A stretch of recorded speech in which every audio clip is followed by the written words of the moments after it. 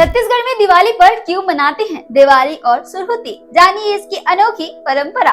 तो नमस्ते, मैं सोनी। ये तो सभी जानते हैं कि दिवाली भगवान श्री राम के 14 साल वनवास के बाद अयोध्या लौटने की खुशी में मनाते हैं। लेकिन छत्तीसगढ़ में दिवाली की अपनी अनोखी परंपरा है, दिवाली और सुरहुती।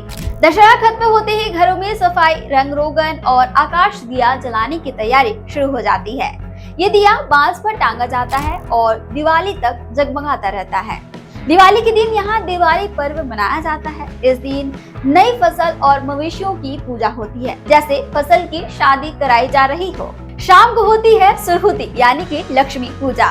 परंपरा के अनुसार सबसे पहले तुलसी चौरा में दिया जलाया जाता है, फिर पूरा घर दीपों से जगमगा उठता है। इसके बाद लक्ष्मी माता की पूजा, आरती, अन्न व पशुधन की पूजा की जाती है। यही है छत्तीसगढ़ की दिवाली की असली खूबसूरती। भगवान श्री राम की परंपरा के साथ गांव की मिट्टी और खेती की खुशबू भी इसमें शामिल होती है, इसलिए यहाँ दिवाली का मजा ही कुछ अलग होता है।